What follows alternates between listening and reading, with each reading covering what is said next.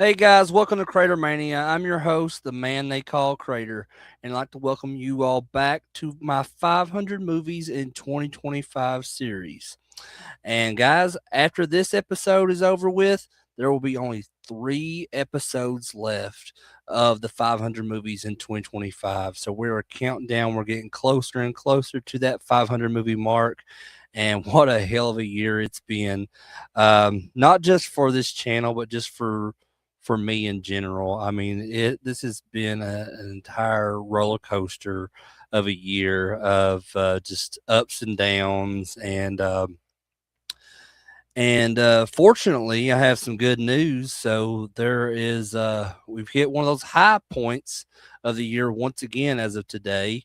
Um, whereas, I did get a new job, the one that I've been looking for to try. I've been trying to get for a while now. So I've been kind of in and out of jobs, all this year, and one that I've really been wanting to do for a while.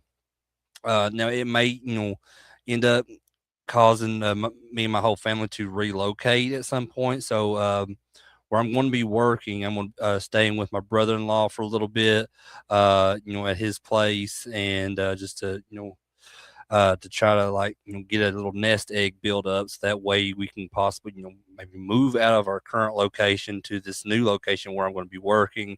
It's very exciting just to think about the future of all that, and just not only for me and just what could come out of that job, but just for me and my family in general. And so just super excited to start that starting in the next year, and just wanted to share that with you guys. Um, and before I get into tonight's movies here on CraterMania Christmas, where I'm sharing, my love for all of these different classic Christmas movies. Um, and by the way, that tonight's movies will be movies number 476 through 480 of the 500 movies in 2025. But like I said, before I get into those tonight, I just want to take a moment just to mention, the sudden news that came this past Sunday night. So I just did I just done a stream this past Sunday night. As part of the 500 movies in 2025. If you guys watched that, I highly appreciate that.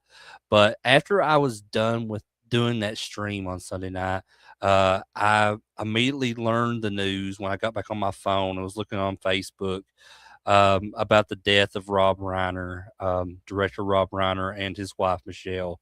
Um, just absolutely an awful thing. Um, I mean, extremely tragic. Just considering the situation and the elements that are involved with their murder.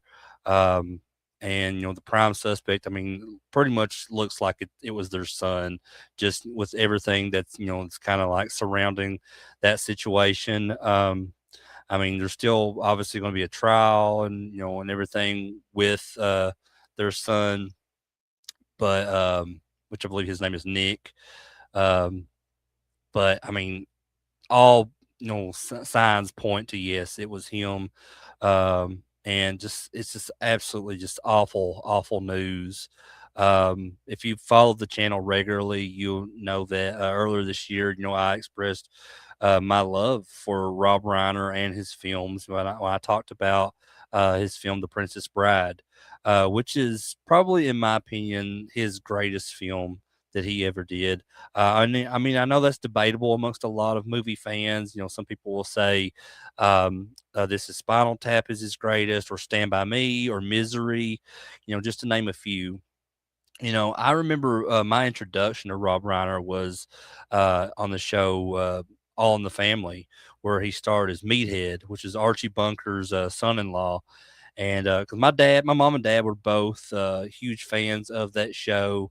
I know my wife Candace, and her family, she grew up watching that with her family as well. They were huge fans of All in the Family, and so, and politically, and I'm not really a political guy, but politically, if you look at how the personality was portrayed by Rob Reiner in All the Family as his role on there, That's pretty much how he was politically in real life too, and and I'm not going to get too heavy into that.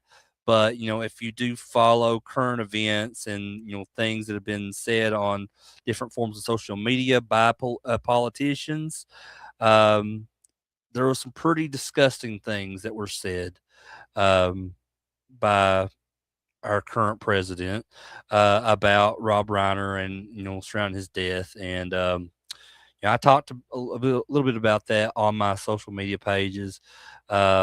But like I said, I won't get too deep into that. But I just know that was a very shocking and disgusting thing to say about someone and their wife who had just been murdered.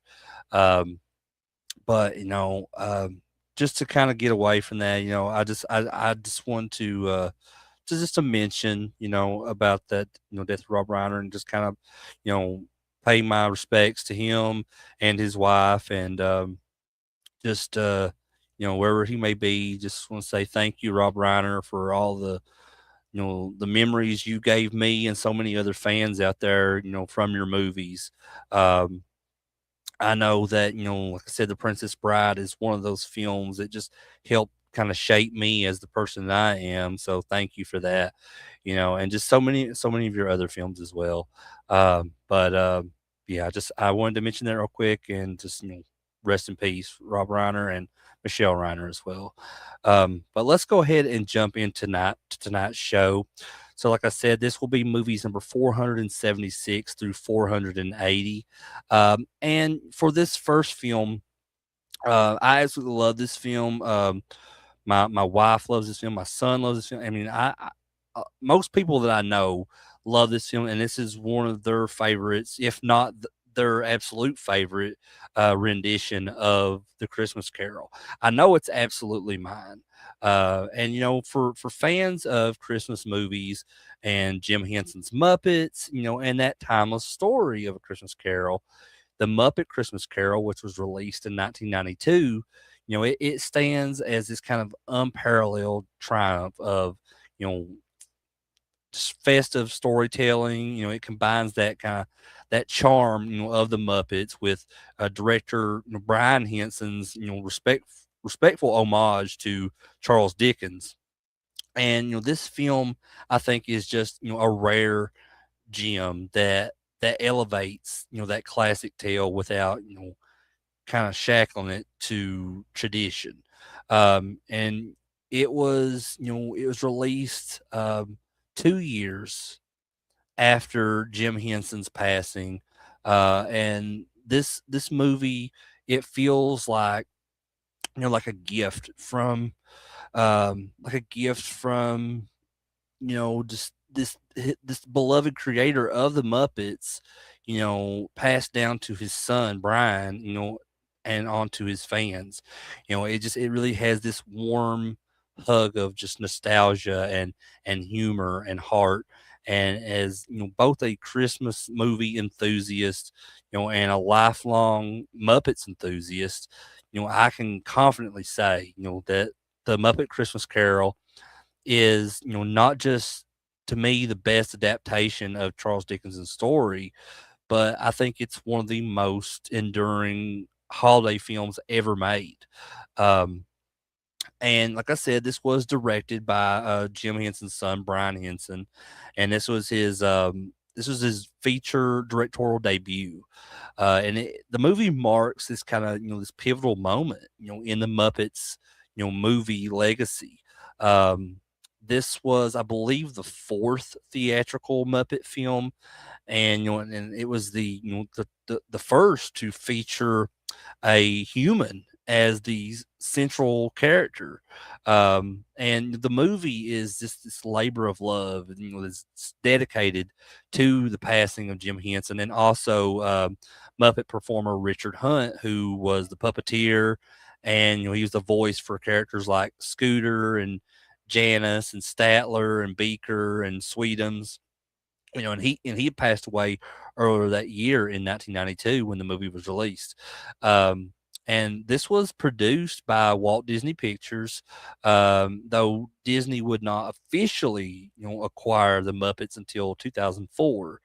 But the film, it blends that Muppets signature humor, with Charles Dickens's like moral fable of redemption. Um, and the story revolves around Michael Caine's iconic portrayal of Ebenezer Scrooge. He's this grumpy, money hungry, guy who is just he's visited by these three ghosts on Christmas Eve. And the Muppets, as both characters and narrators, Gonzo is Charles Dickens, and Rizzo the Rat is his companion who's just playing himself. Which, if you look at it like that, because Rizzo is just himself, and he's with Gonzo's it's really not Charles Dickens. It's just Gonzo with this mentality that he is Charles Dickens. So I mean, it's just part of that Muppets humor, and I love that.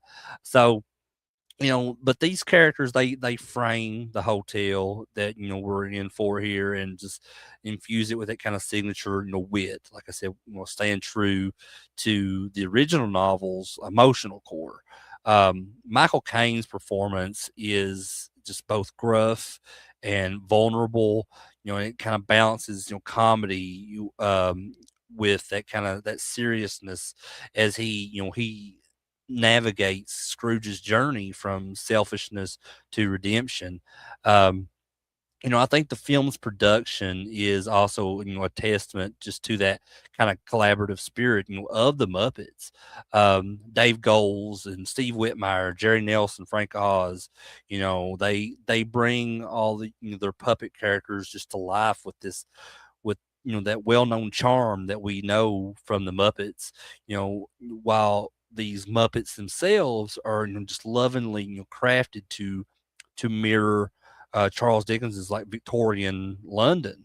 The set design, you know, it was just it's just amazing, because I think it was actually this was filmed in London, England as well. And the score from the film, which just features I think it was I think Paul Williams did the music on this. I can't.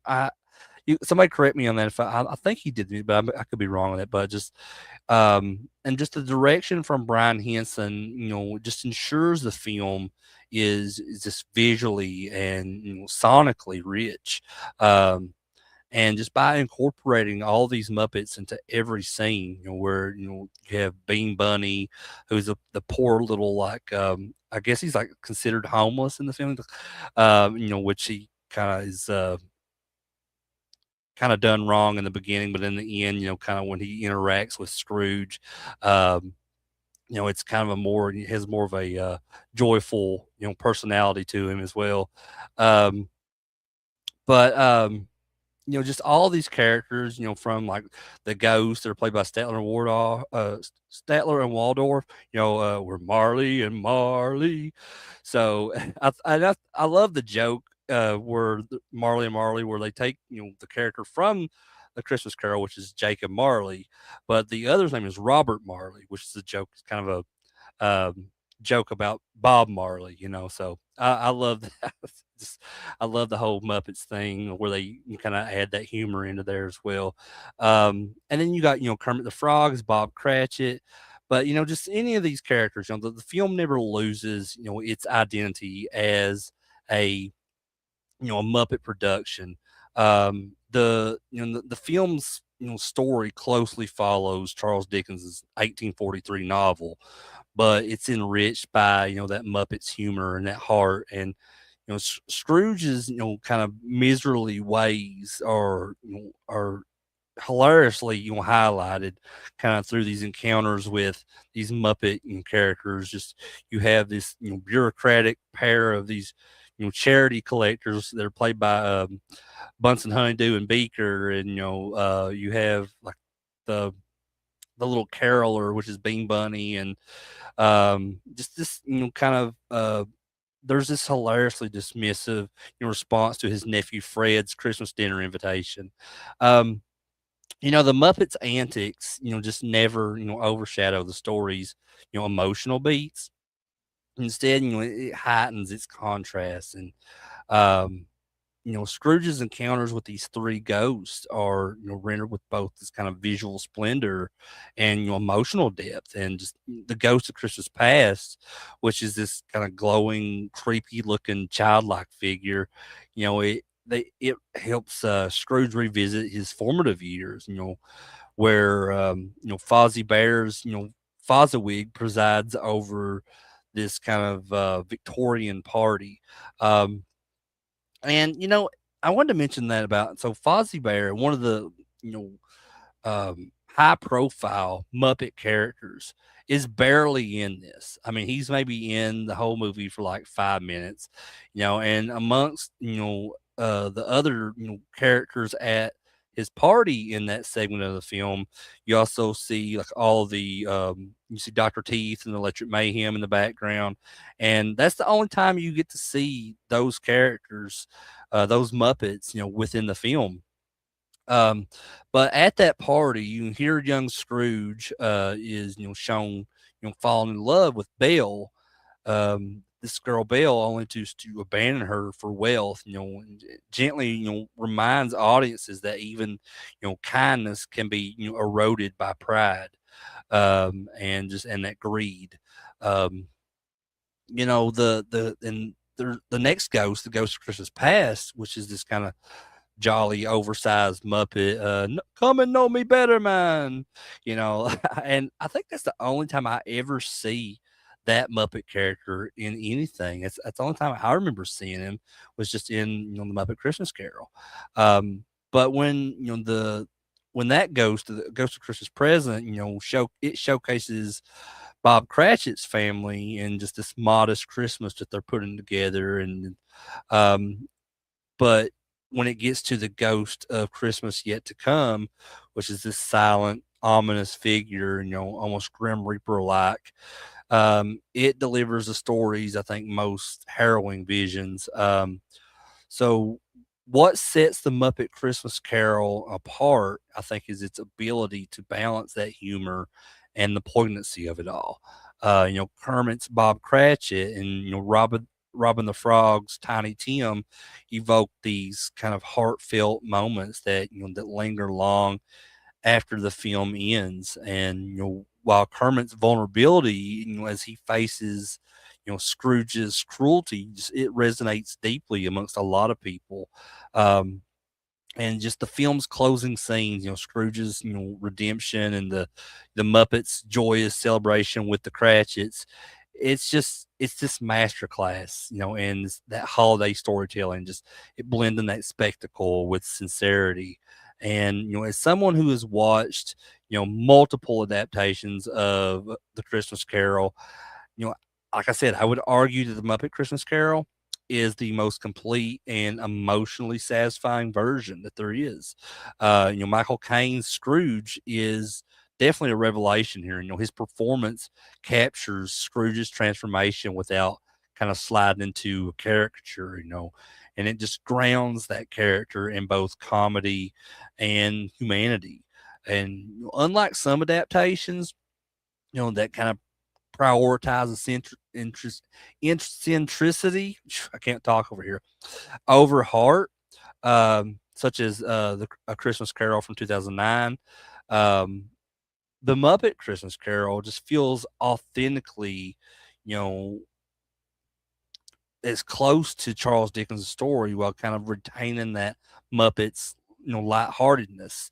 Um, and the film's genius I think lies in that tonal balance. Early scenes are very funny with Rizzo and Gonzo's narration. It just kind of feels like this child's mischievous retelling of a tale, and then you have the Muppets antics, like the ghosts bickering with one another and the Cratchits over the top dinner. Just they never upstage the story's moral arc, but yet the film's emotional beats, from the Bella's heartbreak to Tiny Tim's I shall never see such another, that whole speech he gives, it just is, they're all delivered with this devastating tenderness. And I think this kind of duality ensures the film appeals to both children and adults. and it really makes it a holiday staple for generations. I mean, I have loved this movie. Me and my wife both have loved this movie ever since we were little kids. Um, and it's one of those Christmas movies that we never, fail to watch every single year. Um, and I want to talk more a little bit about Michael Caine and just his portrayal of Scrooge here. I mean, the whole casting choice for Michael Caine as Scrooge was a stroke of genius. Just his whole British presence, grounds that Muppets very zany world that they have, and it creates this perfect thing of just high culture and just that kind of low comedy. Meanwhile, the Muppets contributions, so it's Kermit, and Gonzo and all, the characters they portray, they're just so seamlessly integrated, into the film, and it never feels like a forced collaboration or anything. Instead, it feels like, it's kind of shared language between this timeless icon in Michael Caine and all of a group of timeless icons in the Muppets. And then you throw Charles Dickens into the mix there. I mean, you have three iconic figures or entities or however you want to see that. That's it's amazing. And upon its release, the Muppet Christmas Carol was, modestly successful, but kind of quietly beloved. However, its reputation has grown, I think, exponentially over the years. Cementing its place as this holiday classic. It was revered by critics and audiences alike, and the film is frequently, cited in a lot of best Christmas movie lists, and it's influenced, even more adaptations of that Charles Dickens story. Um, so the film's legacy is really intertwined with Jim Henson's kind of enduring impact on entertainment in general. As a tribute to his life and work, it honors Jim Henson's vision of that style of puppetry as a tool for both laughter and meaning.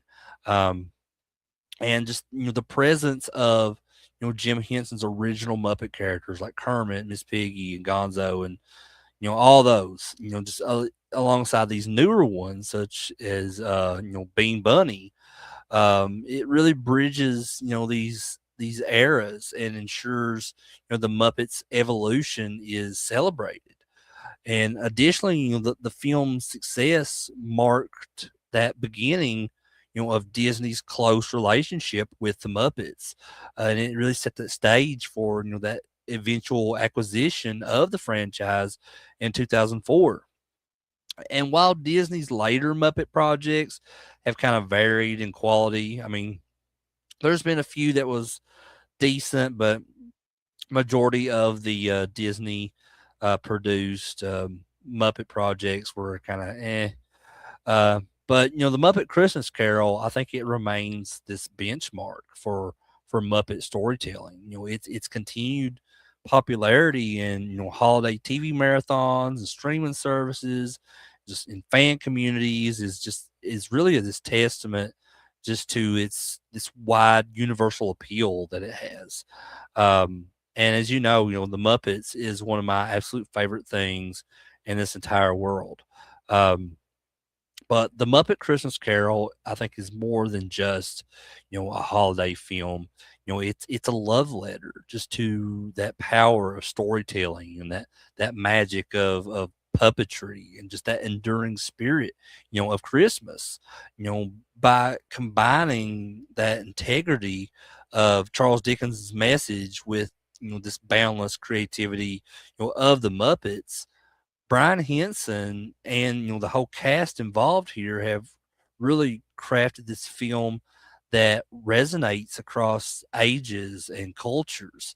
Uh, and Michael Caine's that heartfelt performance that he gives here, just and the whole Muppets charm that's involved, just in that along with that Victorian type aesthetic, it really creates this world that's both whimsical and profound.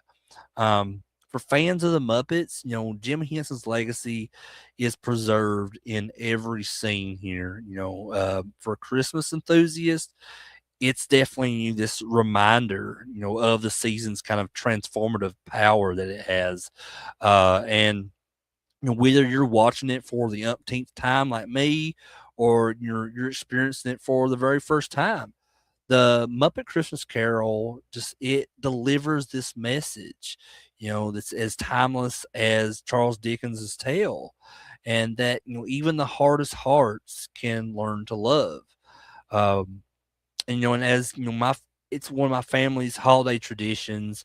It's a film that really warms our soul, and just and also it makes us laugh and just reminds us why we celebrate Christmas in the first place. So in this whole sea of Christmas films that are out there, the Muppet Christmas Carol is really one of those that stands apart. Not just as, to me, what is I consider the best adaptation of A Christmas Carol, but just as this holiday classic that will endure for generations to come. And like I said, if you've never seen the Muppet Christmas Carol, do yourself a favor and go out there and watch it. You can find it on Disney Plus if you have the streaming services, or just go out and buy a physical copy of it, because I'm one of those people that champions physical media over streaming, even though I use both. So, but one of these days you could not be able to find that movie, on a streaming service. So it's best to always have physical media, in my opinion. But moving on to the next film that I want to talk about for tonight. So this next film is not only just one of my favorite Christmas movies, it's one of my favorite Halloween movies, and it's just one of my favorite movies of all time. And like I said, there's been an ongoing debate: is this movie a Halloween movie? Is this movie a Christmas movie? I think it's both. And honestly, I was initially going to review this movie during the Halloween season this year, when I was doing the whole Halloween hoedown event during the month of October. But I said, you know what? It's also a Christmas movie, and I'm going to save it for Christmas because it's be towards the end of the year. It's one of my favorite movies of all time. So, uh, I said let's wait and talk about it, during that special time of year of Christmas. And excuse me. And of course, this movie that I'm talking about is The Nightmare Before Christmas from 1993, and it's unlike any other holiday film out there. It because it blends that eerie charm of Halloween, with that festive wonder of Christmas, in this way that is both enchanting and I think artistically, profound.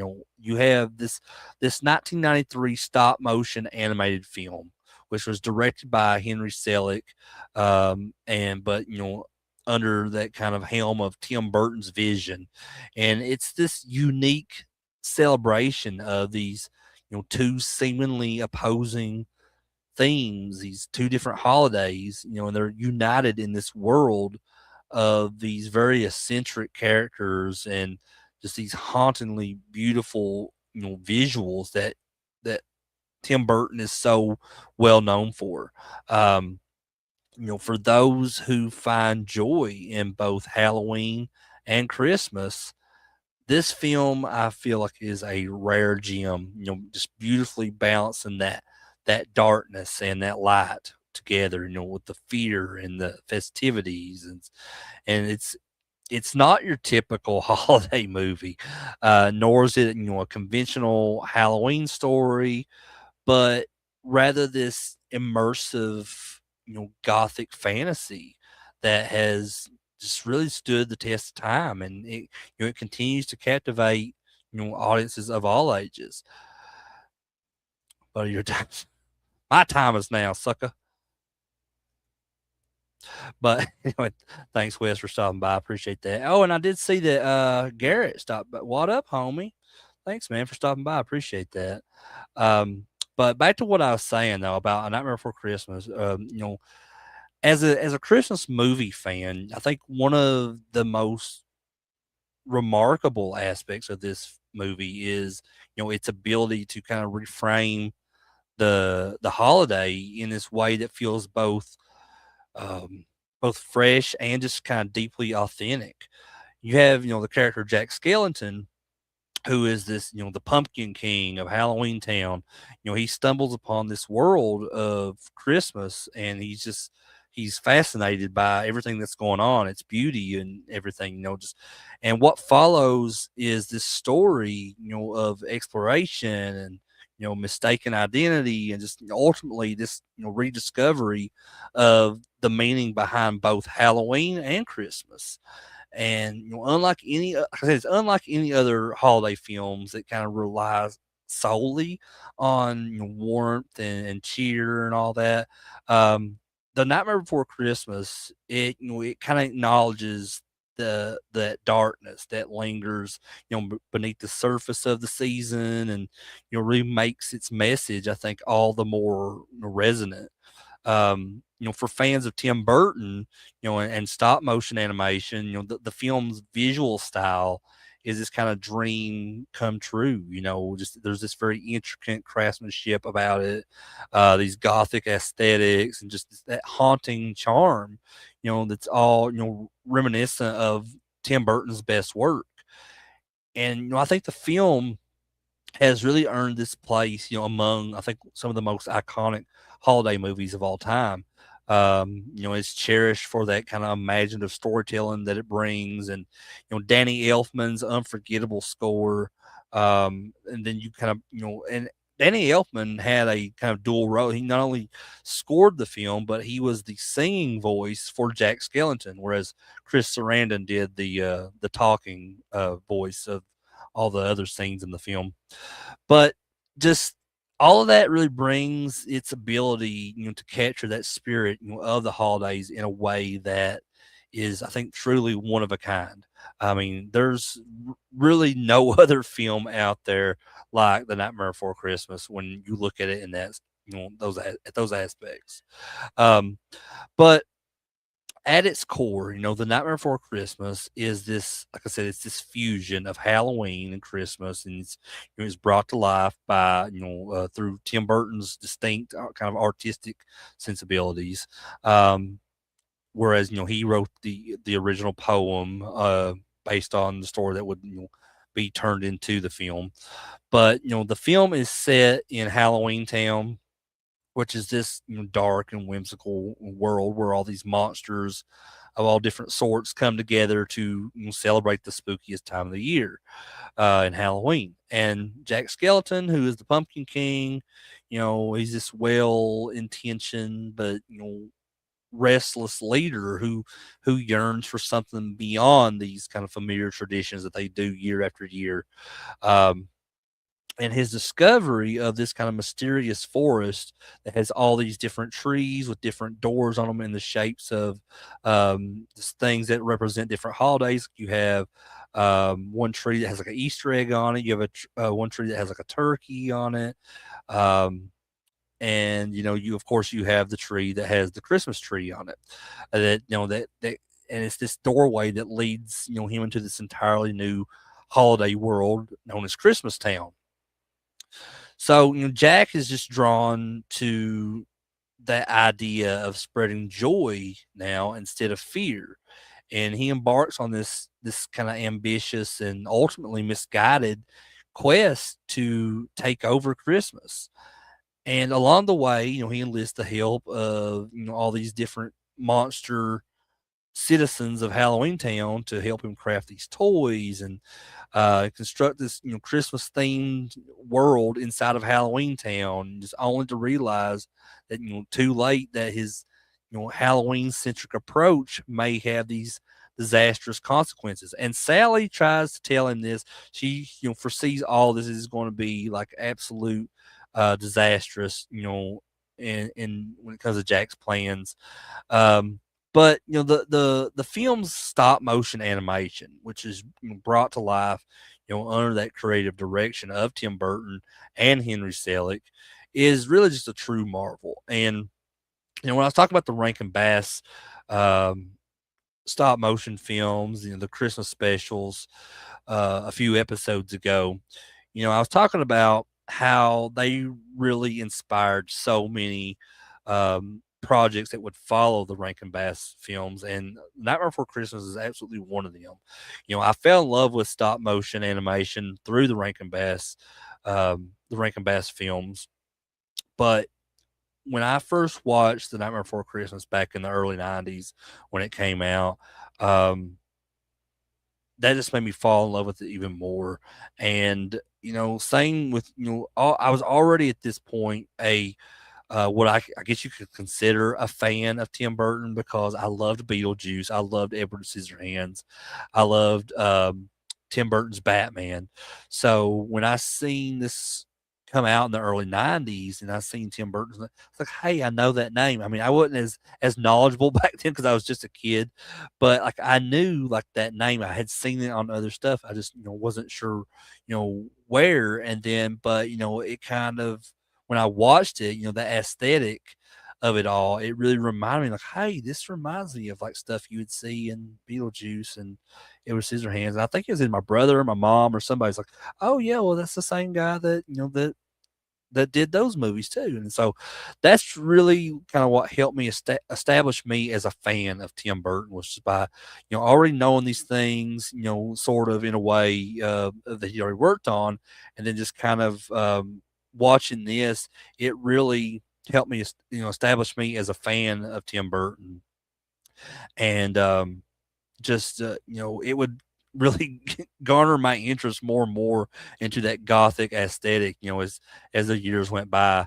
And this, like I said, this movie The Nightmare Before Christmas ended up becoming one of my favorite films of all time. um, but every frame of this movie is just meticulously crafted, capturing just every intricate detail of Halloween and Christmas, in a way that just feels both, eerie and enchanting. And the characters, from that lovable stitched together Sally to that mischievous trio of Lock, Shock, and Barrel, they're all brought to life with just these expressive detail and that personality. And just the film's visual design is absolutely a testament to Tim Burton's signature style. Just his own creative history with the project is absolutely fascinating. Just the I that because that, as I mentioned earlier, the idea originated from this poem that he wrote back in 1982 while he was working at Disney, and it was eventually adapted into this feature film now that we're talking about, through that developmental deal with the studio. And despite Disney's concerns about the film's kind of too dark tone or whatever, so it was ultimately released under the Touchstone Pictures banner. And I think that that was a decision that allowed it to kind of retain its very unique identity while still gaining this wide audience. So I feel like that was like the best route to go with that. But what makes The Nightmare Before Christmas, I think, truly special is just its ability to bring together those two holiday worlds, while maintaining this powerful emotional core. And Jack's journey is not just one of curiosity and ambition, but really, that, like I said, that reflection on identity and purpose, and just that meaning of celebration. I think the film's, kind of it has that hauntingly beautiful score, which is composed and performed by Danny Elfman. It just really adds another layer of charm, and it seamlessly blends that classical and theatrical and traditional holiday elements into this really unforgettable musical experience that has just become as beloved as the film itself. Um, and like upon its release back in 1993, you know, it was met with this kind of immediate critical and commercial success. just establishing itself as this kind of standout entry in that world of animated films. And as I mentioned earlier, despite Disney's initial concerns about the film's gothic tone, thinking it would be too unsettling for younger audiences, um, it resonated with just viewers of all ages. It grossed over $75 million worldwide, and it was just that was just on a budget of I think like $20 million or whatever. Um, and its success was not limited just to those box office numbers, but critics praised that kind of artistic ambition that it had, and with its that intricate stop motion animation and just that emotionally resonant storytelling. And there was a lot of people that really hailed it as this groundbreaking achievement in animated cinema. So that whole unique approach, to celebrating the holiday season, blending Halloween with Christmas, it really set it apart from these more conventional holiday films, and it laid that foundation for its legacy that would grow year after year after year. Um, and over the years, the film has really cultivated this extremely devoted cult following. And it's become just this beloved tradition for so many fans around the world. Um, and if you ever go to Disney World during the Halloween season where they have a Mickey's Not So Scary Halloween Party, um, they always have Jack and Sally as like these the characters, the costume characters stuff set up to where you can do like a meet and greet with them. And every year during uh that Halloween party, event that they do at Disney World, Jack and Sally's line is always the longest line in the entire park. And unlike most animated films, that kind of fade from popularity, after their initial release, The Nightmare Before Christmas has only grown year after year after year in cultural significance. It has become this staple of just holiday programming every year. And then there's all these re-releases by Walt Disney Pictures for its anniversaries, and they there's all these different screenings and different releases on physical media. They even have like a sing along version now that you can buy. Um, just the film, all these films re-releases really help introduce new generations year after year to all these characters, including Jack Skellington. Just that whole enchanting world that he's a part of, and it just really ensures, I think, its place, in that whole holiday movie world.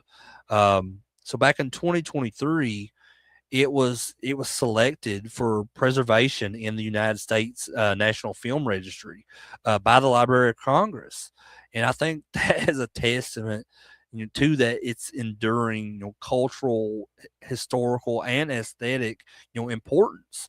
Um, and how many like holiday films, are actually a part of that. I think I know A Christmas Story is, It's a Wonderful Life is, amongst a few others, I can think of off the top of my head, because I actually mentioned that in my reviews when I was talking about those movies. But just to for if you look at stop motion animation, like it's it might be the only one, if not, just a part of a small few that are in there. So that's really amazing, and I think, like I said, that's a testament to that's kind of that enduring, importance that it has overall, and just that recognition, really solidified its status, as not just a holiday classic, but just a vital piece of American cinematic history. Um, and the film's influence, extends far beyond its success as an animated feature. It's inspired countless Halloween and Christmas themed merchandise, and like I said, the with Disney World, all these different attractions like the meet and greets with Jack and Sally, and there's all these artistic interpretations and various media. Um, Even the band Blink 182 has a song called "I Miss You," and one of the lyrics is we can live like Jack and Sally if we want to, and just like I said, there's so many artistic interpretations and various media when it comes to the Nightmare Before Christmas, um, and just all these characters, Jack, Sally, all these Halloween Town citizens have transcended the screen to become these cultural icons. Oogie Boogie, of course, and Ken Page. I can't remember if it was this earlier this year or if it was last year. Ken Page, who did the voice of Oogie Boogie, did pass away. So um, it's very sad, and a lot of people, still celebrate, his work on, this film year after year because he was one of the biggest characters to come out of this entire film. Um, but as I was saying, that the film's unique fusion of just those two holidays has also paved the way for this new genre, of holiday entertainment, where films and shows that embrace both spooky, and festive elements, while delivering this emotionally depth, story. Um, its impact is especially evident with just the growing popularity of Halloween celebrations during the holiday season, with many communities and businesses kind of incorporating gothic and Christmas inspired themes into their events, which I think a lot of like the whole stuff with Krampus and all that has a lot to do with that. And then just horror being one of the biggest things in the world now, cause like I mean it's I hate saying this, but it's pretty trendy nowadays to love horror and to be interested in, because there's just so it's really taken over the world in so many ways in the past several years. But it doesn't make me love horror any less just because it is trendy and it's the cool thing to do nowadays. It's just something that's always been a part of me and part of my personality. But and honestly, I love seeing the more horror, and gothic like, things that I see in things around the world, the happier it makes me to know that more and more people are, even if it's, not authentic and genuine, at least you know, they're giving it a shot. That's what I have to say about it. But getting back to the Nightmare Before Christmas, what makes it so enduringly beloved, is just its ability to capture, that wonder and the melancholy, of the holidays in this way that just feels deeply authentic. And Jack's journey is more than just this story of these holiday hijinks or whatever. It's like I said, it's a story about self discovery and identity and just the search for meaning and just things that really resonate with audiences beyond that realm of animated like children's movies. So the film's gothic aesthetics, just combined with that heartwarming story that it brings, and Danny Elfman's unforgettable music, it's just it's it really creates this truly magical and immersive experience. It's a film that never loses its charm, and it's continually drawing these new fans, just while remaining this cherished tradition for these longtime fans such as myself. Um, and as someone who celebrates, both Halloween and Christmas in pretty much equal measure, I don't know. I'm a little bit more like in tune with Halloween than I am Christmas. Honestly, my wife Candace, she's pretty much the complete opposite. Like Christmas is like her number one holiday. Halloween's my number one. But I still love Christmas almost just as much as I love Halloween. And the Nightmare Before Christmas, just being that blend of both of those holidays just really holds a special place in my heart because of that. It's not merely this holiday movie or a Halloween themed story or anything. It's it's just this beautifully crafted synthesis of both worlds. Um, and just really brought to life in a way that feels as enchanting today as it did when I first watched it, all those years ago in the early 90s as a kid. Um, just that unique ability, that to blend all those things together, of what I grew up loving as a child, just really creates this kind of holiday experience that is both exhilarating and just deeply moving.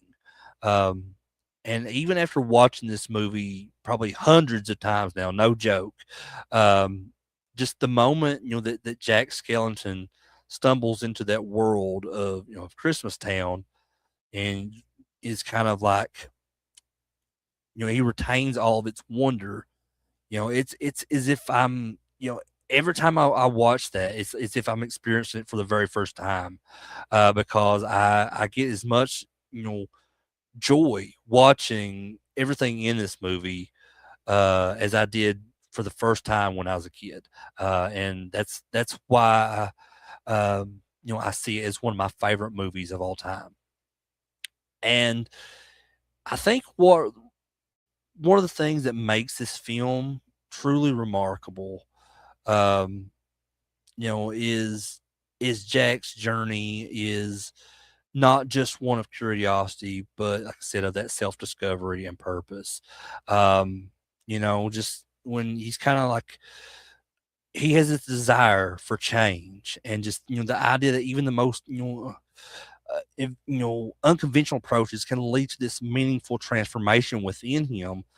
I think that's the film's message. That joy and fear are not these opposing forces, but these kind of intertwined elements of the human experience. And I think that's why this movie resonates so much with people year after year. Um, but for fans of Tim Burton and Halloween, Christmas, The Nightmare Before Christmas is more than just a movie. It's just like I said, it's this immersive experience that never loses that magic. It's a film that has just left this indelible mark, on holiday culture, and its timeless themes and artistic brilliance and just that emotional resonance you know that ensures that it will continue to inspire new generations for years to come. Um, and please, I highly, highly, highly recommend this movie. If you've never seen it for whatever reason that may be, definitely give it a shot. Like I said, it's one of my favorite movies of all time. Um, Christmas or Halloween or just anything in general, this movie is fucking phenomenal. But moving on to the next and last group of movies I'm going to be talking about, because this next movie is a trilogy, is actually a trilogy of three different movies, I should say. Um, and I want to just kind of talk about all of them at once. Um, and the third movie in this trilogy, this is actually my first time ever watching it this year when I was doing it for this whole project. Um, so I'd always seen the first one and the second film, and I was always fans of those. But for some reason or another, I never had watched the third one, and I finally got to watch it this year with Candace. She had already seen it once before years ago, um, or she may have seen it more than once. I'm not sure, but she knew about everything in the movie. She knew everything about what happened in it. So, but it was very new to me, and I'll get to that here in just a little bit. But for many Christmas movie fans, I think that I think the holidays are not complete without this series of movies, without that little magic that it brings in the Santa Claus trilogy, and starring Tim Allen. And this beloved series, like I said, starring the ever charming Tim Allen, has just become this staple in holiday programming for so many people, and it brings laughter and these kind of heartwarming moments and just that unique kind of take on the legend of Santa Claus. So from its debut in 1994, to that final film. in 2006, this trilogy has really solidified its place as a holiday classic, and just chanting all these generations of families with the that mix of comedy and that Christmas spirit. And as someone who's been a longtime fan of Christmas movies and also that comedic genius, I think of Tim Allen, this franchise has just always got a special place for me. At least the first two movies had up until the I watched the third movie for the first time this year. So the first two movies have been kind of a holiday tradition for me for years, and I have no idea why I waited so long to watch the third one. But anyway, what makes the Santa Claus trilogy, so enduring is just that, that perfect blend of humor and holiday spirit. Um, so the franchise follows Scott Calvin. He's this ordinary guy who accidentally transforms into Santa Claus, and he's got to embrace, this new role while juggling the demands of modern life. And Tim Allen's portrayal of Santa or Scott Calvin, whichever you want to see him as, is just refreshingly different, from that traditional, jolly, and slightly mysterious version that we've come to know over the years in many other adaptations of the story of Santa Claus. Instead, Tim Allen, he plays this more relatable, laugh out loud Santa, complete with these kind of dumb dad jokes, and very has a grumpy but kind of lovable personality in the beginning, and just has this knack for kind of getting into the most these ridiculous Christmas related mishaps. His ability to balance comedy with sincerity, really it really makes the franchise this joy to watch, year after year. Um, and just each film, just having seen all three of them now, it really brings, its own unique twist to the whole Santa Claus mythos. Just ensuring that the story never grows stale. And the first movie, introduces that chaos of him becoming Santa, and then the sequel, the Santa Claus 2, it raises the stakes with these that kind of romantic and family like dilemmas, um, and just that final chapter, Santa Claus 3, it really kind of delivers this holiday chaos, in the form of this evil Jack Frost, played by Martin Short. So, alongside Tim Allen's humor, the trilogy is just filled with these unforgettable moments, whether, Scott's attempts to, maintain like the jolly spirit of Christmas while fending off all these kind of obstacles that come into his way, or just these kind of relationships that develop between Santa and his son Charlie, and or all these residents of the North Pole. All these elements, they really just combine with that sheer joy of watching Tim Allen in his element. It really makes the franchise, I think, one of the most enduring holiday series out there. Um, as a Christmas movie lover, I appreciate how the Santa Claus, adds its own kind of creative flair to the holiday season while also staying faithful to the whole magic of Christmas. Um, with Tim Allen, at the helm of all these films, and just that consistent, brand of humor that you know, really never gets old in my opinion. This trilogy is, I think, a must watch for anyone who cherishes the spirit of the holidays and that timeless charm of a good Christmas movie.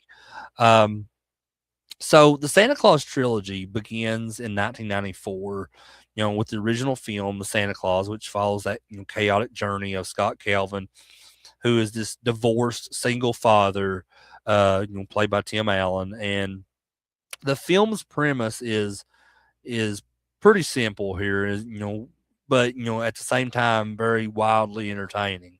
So on Christmas Eve, Scott accidentally scares this man, who and makes him fall from off top of his roof, is who's revealed to be the real Santa Claus. You know, and this kind of seemingly minor accident triggers this whole series of magical transformations, as the North Pole's head elf Bernard arrives to inform Scott that he is now the new Santa Claus. And to Scott's disbelief, the position comes with a catch. If he fails to deliver all the toys on Christmas Eve, he will be replaced by the next soul who comes in contact with a fallen Santa Claus. Um, and as Scott, is grappling with just the absurdity of all this and what's just happened, the magic of the North Pole kind of takes hold of him in a way. So over the course of the film, Scott gains this, inexplicable white beard, big round belly, and just this increasingly kind of Christmassy like demeanor. Um, so despite, his initial reluctance to all of this, and, he's thrust into this world of elves and reindeer and this endless Christmas cheer. And the film is just filled with these delightful, misadventures as Scott tries to balance his new responsibilities as Santa, with his role as a father to his son Charlie, who is kind of struggling with the concept of Santa Claus in general because of his stepdad. Keeps trying to uh, prove that there is no Santa and it's all this thing in your head, and just awful thing to tell a kid, honestly, in my opinion. Um, but Scott's attempts to prove that he is the real Santa, despite the growing physical and magical changes, really just lead to these hilarious and heartwarming moments that just beautifully kind of capture that magic of the Christmas season. Um, and the sequel, the Santa Claus 2, which came out in 2002, 8 years after the original, it kind of ups the stakes with this even more, dramatic twist. Like I said, it's 8 years after Scott's, you know, um, initial transformation into Santa Claus. He has fully embraced his role now as Santa, and the North Pole is kind of thriving, under his leadership. However, the elves warn Scott of this new rule that if he does not make a true love commitment by Christmas Eve, saying he has to find a Mrs. Claus, he will lose his Santa status. So this kind of unexpected development throws the entire North Pole into chaos as Scott attempts to find a wife in time for the big night. And just adding to that holiday tension, is this revelation that Charlie has been placed on the naughty list for this kind of controversial act of rebellion he's going through in school. And it forces the new Santa to confront the challenges of being both a parent and the world's most magical gift giver or whatever. Um, so this film not only expands on Scott Calvin's evolving identity as Santa, but it also explores these deeper themes of love and family and responsibility. And then you look at the final film, the Santa Claus 3, The Escape Clause from 2006. This one was brand new to me. I know it's not brand new, but it was new to me. But it brings this kind of unexpected villain to the series in the form of Jack Frost, played by Martin Short. And Jack Frost is this comedic yet sinister figure who is seeking to dethrone Santa and just plunge the world into this eternal winter. So Scott must once again rally his family, Charlie, Charlie's new stepmother, and then the his ex-wife, and Charlie's stepfather, played by um, my God, why can't I not think of his name? Judge Reinhold. So they're all like, they team up with this mischievous young elf named Curtis to save Christmas. And Bernard is surprisingly not in the third film for whatever reason. I think my wife said the actor that played him was sick at the time. Was I think he had cancer or something. I think she said so that might have been why he wasn't a part of the third film. But the third film, it really adds this new layer of just action and adventure to the series, while kind of maintaining the franchise's signature humor and heart. And I will be honest and say that even though there were parts of Santa Claus 3 that I liked, I didn't nearly like it as much as the first two. And maybe, there was a good reason why I didn't watch it for almost 20 years after it was released. But anyway, with each installment of the Santa Claus trilogy, it builds upon the film before it, and just really expands that world of the North Pole and just those trials of being Santa Claus. Whether it's Scott's struggles to become this perfect Santa, or his attempts to find true love, or just his battle against Jack Frost. The trilogy just expertly balances that humor and holiday magic in this way that makes it a timeless addition to, I think, any Christmas movie collection. Um, Decades after the original's release, this whole trilogy continues to hold this cherished place in the hearts of a lot of Christmas movie fans. While its initial box office success and that mixed critical reception may have been polarizing, the franchise has evolved into this beloved cult classic that just resonates with audiences year after year. Um, and for many, the trilogy is synonymous with the Christmas season. And it offers that kind of perfect blend of humor and that heartwarming character development and just and holiday magic and all that.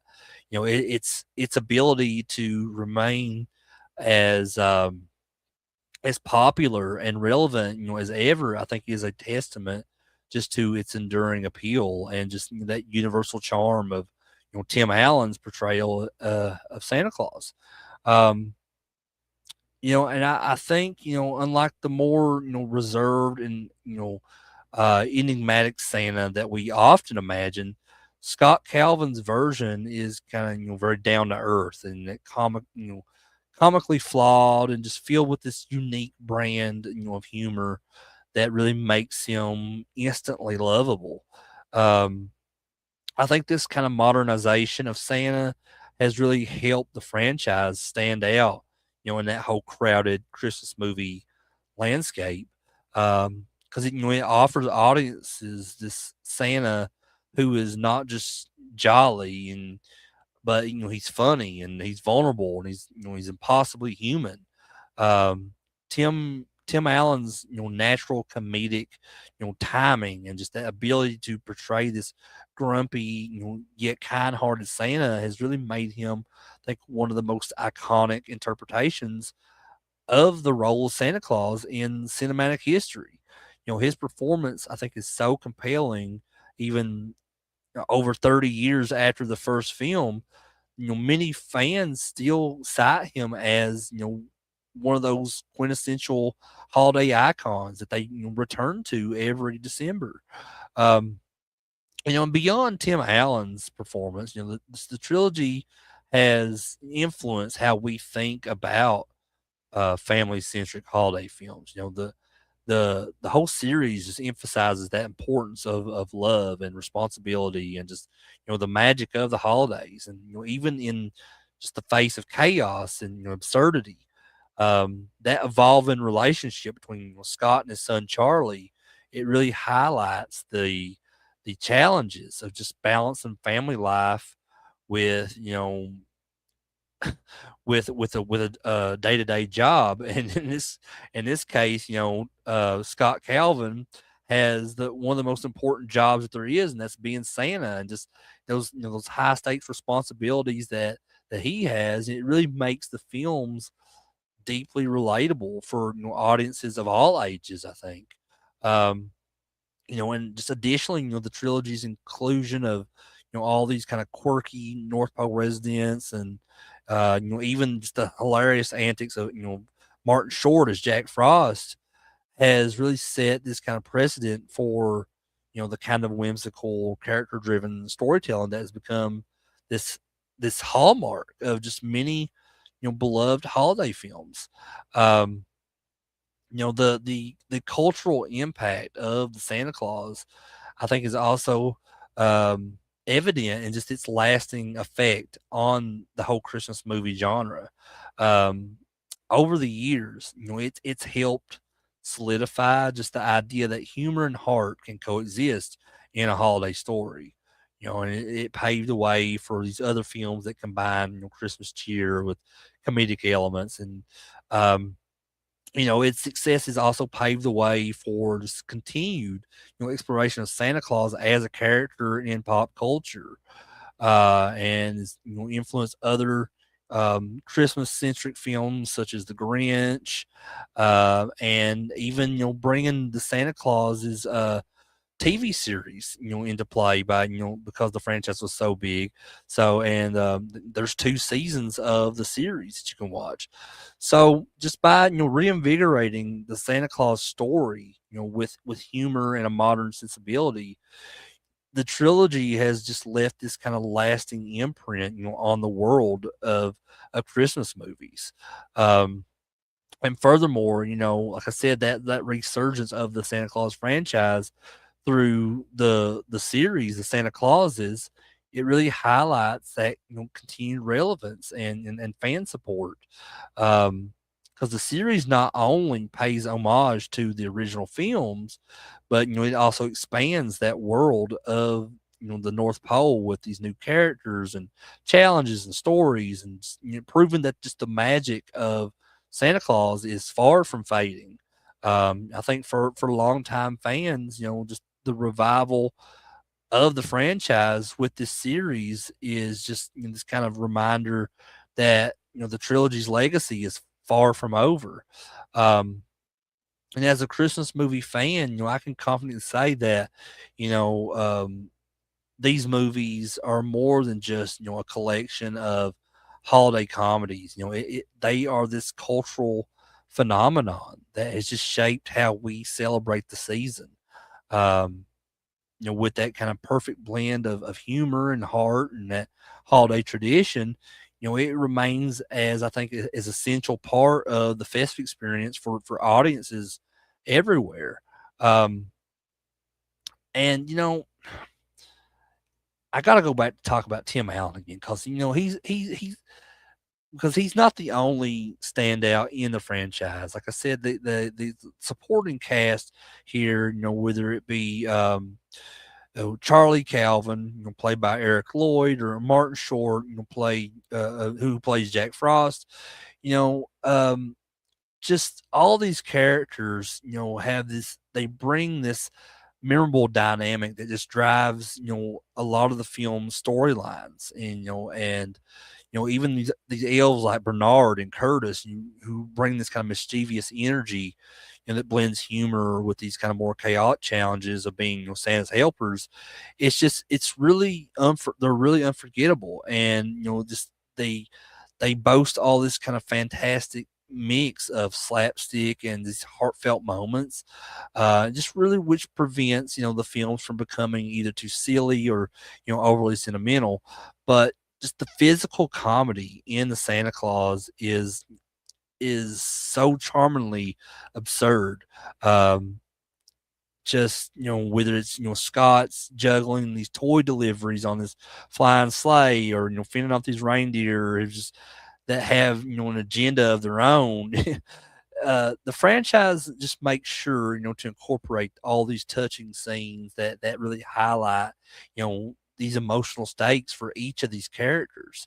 Um, the bond between Scott and his son Charlie in particular, it evolves over the course of the trilogy, and it really showcases their growing understanding, of each other, and just that importance of family, and the emotional depth of these films never, overshadows the humor. So it ensures that, the trilogy strikes this kind of perfect balance between, laughter and heart. Um, So, for anyone that who cherishes, the magic of the holidays, the Santa Claus trilogy is a must watch, addition just to your Christmas movie lineup. Um, with its perfectly timed humor, these heartwarming character development, just Tim Allen's iconic performance as Santa Claus. This trilogy has just become a cherished tradition for fans of all ages.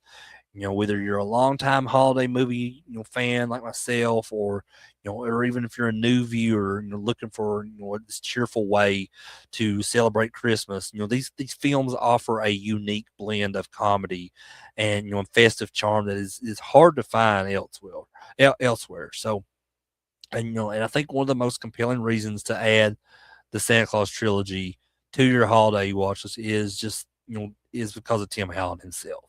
I think especially in the '90s, he was one of the most beloved comedic actors in Hollywood, and he brings this distinctive charm just to the role of Santa Claus or Scott Calvin. Just transforming this jolly figure into this relatable and lovable character. Um, but beyond the comedy, the trilogy excels, in just delivering this sense of holiday magic that is just both whimsical and heartfelt. Um, and the films strike the perfect balance between that lighthearted fun and just meaningful themes of family and responsibility and that spirit of giving. Um, Moreover, the trilogy's enduring popularity, I think, speaks to its universal appeal. Over the years, it's become this staple of holiday programming, just with fans eagerly anticipating its return every December. Um, and as Christmas is quickly approaching us once again, there's no better way to embrace the spirit of Christmas than through these beloved movies in the Santa Claus trilogy. Um, it's a franchise that remains a cherished part of so many people's holiday traditions. And just Tim Allen's portrayal of Santa is it's not only iconic, but it's just also deeply relatable. And you know, as a fan of Christmas movies and Tim Allen's work, I can confidently say that the Santa Claus trilogy is more than just a nostalgic watch. It's a film series that just continues, to capture that magic of the holiday season, just with every viewing and that enduring appeal, of the franchise, these unforgettable characters, and just that they have that perfect blend of humor and heart. It all comes together for this absolute fantastic cinematic experience that never loses its charm. Um, so, I mean, if you're looking, for something that has a lasting impact and universal appeal, this Christmas season, the Santa Claus trilogy remains, one of those holiday masterpieces that deserves, a place on every, Christmas movie marathon. Um, but guys, I guess that is it for tonight. I want to thank everyone who either watched this live or you're watching this on replay. Thank you guys so much for tuning in. Please drop me a comment below on what your favorite of these movies were. Any of the movies from the Santa Claus trilogy, or The Nightmare Before Christmas, or The Muppet Christmas Carol. Or if you if you want to talk about a completely different Christmas movie, just drop that comment below and let's have a discussion about it. If you like this video, please give it a thumbs up. I'd really appreciate that. If you're new to the channel, please hit that subscribe button down below. And to catch any more videos like this one from me on the channel, be sure to go back and watch the other videos I have here on the channel. And then know that I have a few more. Like I said, I have 3 episodes left of the 500 movies in 2025. So I hope to see you guys on those, and hope you guys can tune in for those. If not live, then definitely watch them on the replay. Let me know your guys' thoughts. And as always, click that bell down below for any future notifications. But with all that said, I'm Crater. This is CraterMania. I love you guys. Have a good night.